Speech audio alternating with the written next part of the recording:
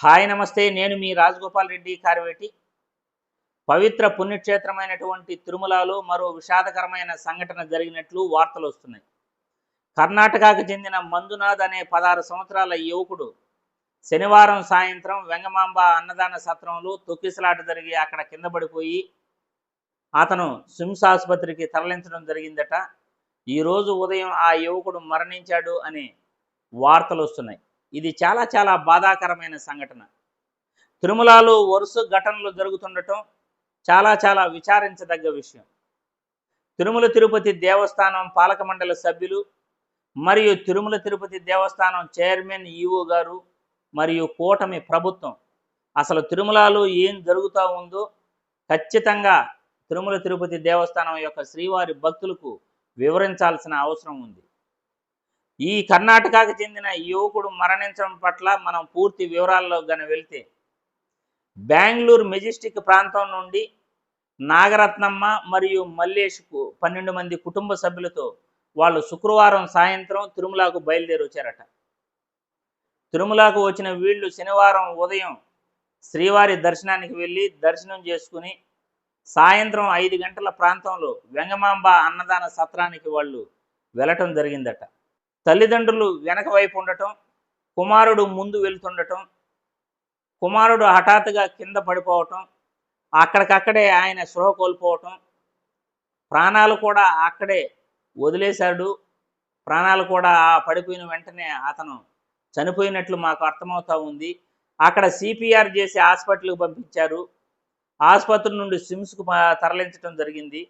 ఈరోజు ఉదయం ఆ యువకుడు మరణించడం జరిగింది అని ఆ తల్లిదండ్రులు చెప్పిన కథనం ప్రకారం తెలుస్తూ ఉంది.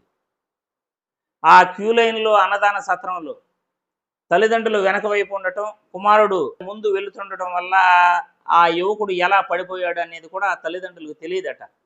సీసీ కెమెరా ఫుటేజ్ ఇస్తే మేము మా బిడ్డ ఎలా పడిపోయాడు ఆ దృశ్యాన్ని మేము చూసి తెలుసుకుంటాము అని ఆ తల్లిదండ్రులు అడుగుతున్నారు. గత 3 రోజులుగా కూడా ఆ సీసీటీవీ ఫుటేజ్ కూడా ఆ తల్లిదండ్రులకు తిరుమల తిరుపతి దేవస్థానం సభ్యులు ఎవరూ చూపించట్లేదట.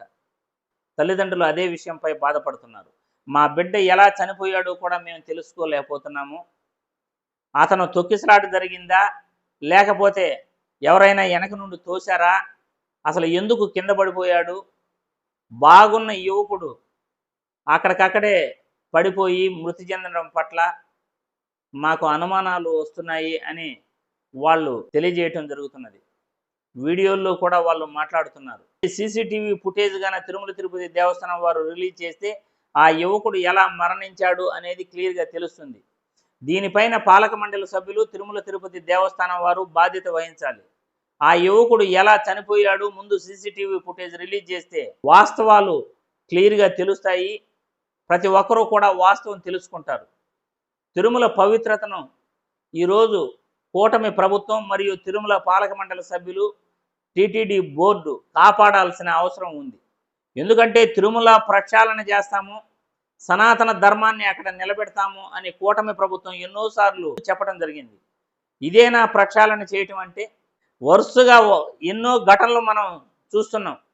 లడ్డూ విషయంలో నిరాధారమైన ఆరోపణలు చేసి జంతువుల నుండి తీసిన కొవ్వును లడ్డూల్లో వాడారని ఒక ముఖ్యమంత్రి మరియు ఉప ముఖ్యమంత్రి బాధ్యతారాహిత్యంగా మాట్లాడటం చాలా చాలా తప్పు. వైకుంఠ ఏకాదశి దర్శనాలలో తొక్కిసలాట జరిగి 7 మంది మరణించారు. మొన్నటికి మొన్న పాలక మండలి సభ్యుడు టీటీడీ ఉద్యోగిపై నోటికి వచ్చినట్లు మహాద్వారం దగ్గర మాట్లాడాడు. ఇప్పుడు ఈ యువకుడు మరణించాడు. అసలు ఏం జరుగుతూ ఉందో కూటమి ప్రభుత్వం ప్రజలకు తెలియజేయాల్సిన అవసరం ఉంది. తిరుమల ప్రతిష్టతను కాపాడాల్సిన అవసరం ఉంది. భక్తుల మనోభావాలకు ఏమాత్రం దెబ్బతినకుండా తిరుమల శ్రీవారి పవిత్రతను కాపాడాలని ఈ వీడియో ద్వారా ప్రభుత్వాన్ని డిమాండ్ చేస్తున్నాను.